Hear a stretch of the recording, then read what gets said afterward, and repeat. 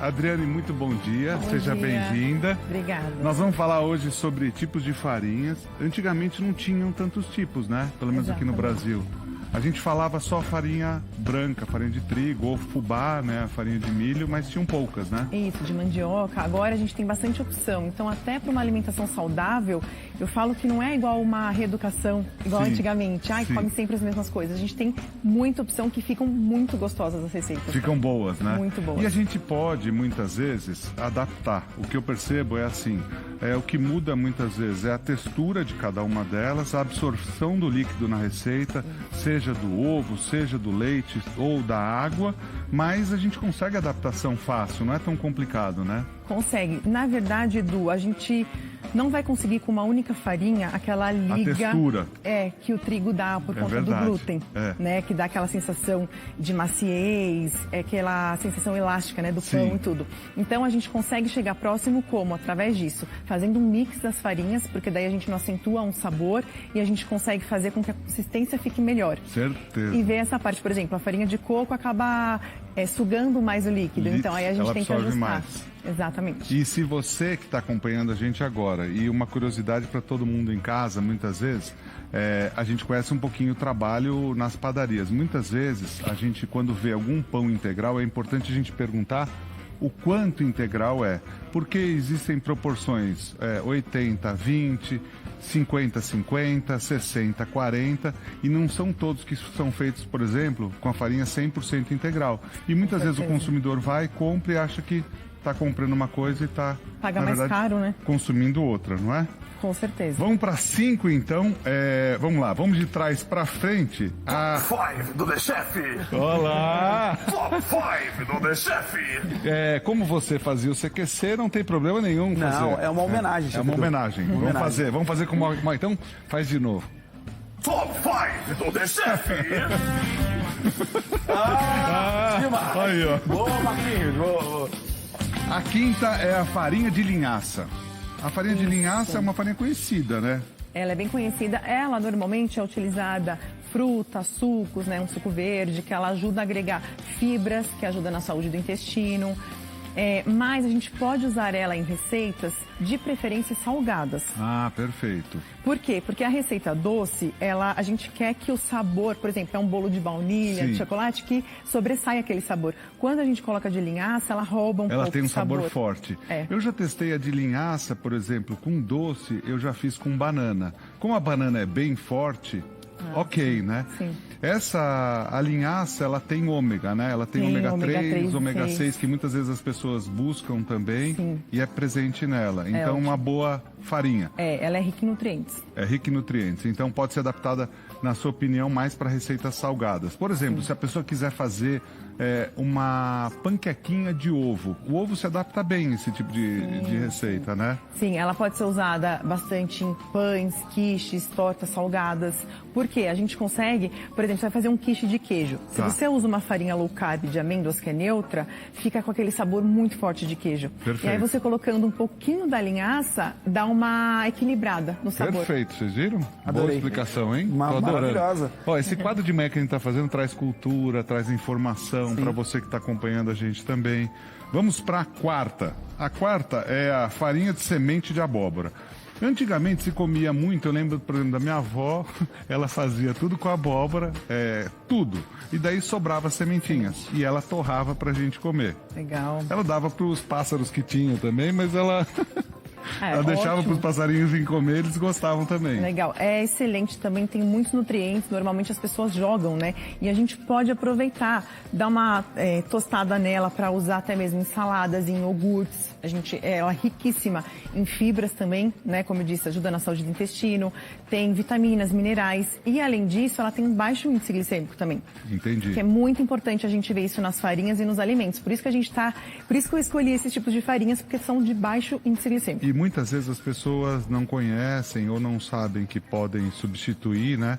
E dependendo da receita, por exemplo, a semente de abóbora, ela já é um valor mais acessível também. Exatamente, né? Custo-benefício. Ela é menos cara. Hoje em dia, até que o ovo, eu brinquei outro dia, porque eu fui na feira e vi lá o ovo R$1. Eu falei, ué, será que o ovo é R$1 mesmo?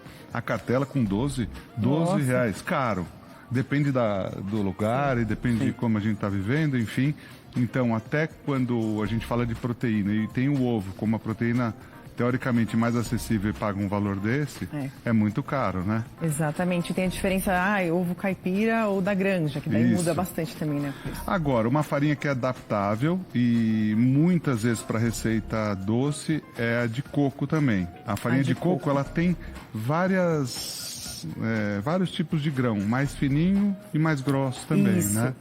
Tem uma receita que eu fiz muito legal, que ela é de bolo de coco com chocolate e não vai farinha nenhuma, só vai o coco, daí vai o coco fresco batido e o coco ralado, sem açúcar, porque ele dá muita espessura, ele dá entendi. consistência. Mas aí a gente tem que ajustar aquilo em relação a roubar líquidos. Então aí a gente tem perfeito. que, para não ficar seco o bolo. Né? A gente faz o teste também ao comprar o coco. Então, para ver, por exemplo, a farinha de coco, o que é legal? Comprar mais aquela branquinha, porque tem algumas que tem umas pintinhas pretas. Sim. Aquelas não são legais para fazer receita porque aquilo é fibra. E aí resseca Fica duro. mais. Exato. Perfeito. Aí Ela fica absorve duro. mais líquido. O Renato percebe isso quando faz as receitas, né, Rê? Sim. Que muitas vezes elas acabam, quando a gente Roubando. substitui, ela acaba puxando mais mais líquido seco mesmo. e a gente tem que colocar mais líquido, ou Exato. seja, o leite, ou o ovo da receita, ou a água, né? Ela é indicada para comer in natura, por exemplo, com iogurte ou fruta também? Sim, também. A gente costuma indicar mais o coco ralado, né? Porque fica mais gostoso do que a farinha. Sim. Não teria problema, por exemplo, jogar numa banana, não tem problema nenhum. Mas ela é super legal para fazer essas receitinhas por conta disso. E ela é low carb também. Então, ela é uma também farinha. tem um baixo índice glicêmico. Essas daqui, geralmente, Rê, sobre o que você falou, a gente só tem que tomar cuidado para comer sem nada, porque muitas vezes pode engasgar, e principalmente para as crianças É verdade. também. É verdade. né? Agora, uma coisa que também a gente não tem o costume, muitas vezes a gente compra os produtos em casa e a gente acha que a gente não pode manipular. Uma farinha como essa, se você quiser triturar ela, você pode mais, né? Para deixar o grão dela mais lisinho. A gente tem os tipos de pães aqui também. E o que acontece muitas vezes? Ela pode estar presente dentro ou fora também, né? Não necessariamente a pessoa precisa fazer a receita e deixar só dentro. Exato. Por exemplo, ali tem o gergelim, a gente consegue fazer também a farinha e usar no pão. Aqui é o caso da semente de abóbora, né? Que a gente consegue colocar fora ou fazer a farinha. Dentro também. Dentro também. A gente tem a farinha de castanha de caju, que você separou aqui. Essa Adoro é uma ela. delícia, eu sou fã dela. Também. É muito boa para receita, não é? É ótima. Ela é parecida com a de amêndoas, que eu sou fã número 1. E a de castanha é uma sugestão. Não compra para fazer, por exemplo, a farinha ela torrada, triturada, porque acaba ficando com um sabor mais amarelinho. Mais forte. Mais forte. O residual dela, ela sobra mais na boca, um gosto de tostado, não é? Isso, aí às vezes não fica muito legal na receita. Então, se for fazer, compra ela bem branquinha, crua, para poder Perfeito. fazer. E uma dica também legal, Edu, é para triturar num processador do que no liquidificador. Porque o liquidificador, muitas vezes, por exemplo, você vai triturar uma amêndoas para fazer. Sim. Ele fica só naquela parte de baixo e vai soltando muita gordura da amêndoas. Perfeito. Pode dar diferença na receita também. Olha, amêndoas, aliás, me lembra, quando você voltar, eu vou dar o truque da amêndoa, porque muitas vezes você tem a amêndoa com a pelezinha e sem. A sem pele é muito mais cara e é fácil tirar. Eu, quando comecei a fazer sorvete, eu fazia, cozinhava na água e ia apertando. Você aperta, divertido vai até, saindo né? tudo. Me lembro que é divertido. Pra quem tem criança é ótimo pra ficar fazendo. Tem que esperar um pouquinho, só dar uma esfriada, porque ela fica quente no começo. Mas- Agora, ô, Lucas, tinha alguma chamada pra melhor de todas? Tinha. Que a gente dava as mãos, mas nesse momento a gente faz assim, né? E todo mundo dava 11.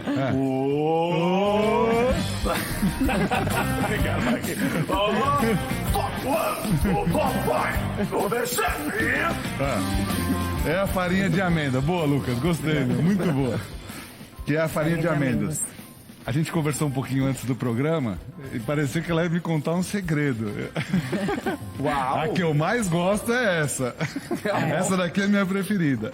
É a preferida. Eu sou fã dela. Que ela, assim, Ela é gostosa, né? e ela é neutra. Então você faz doce, salgado.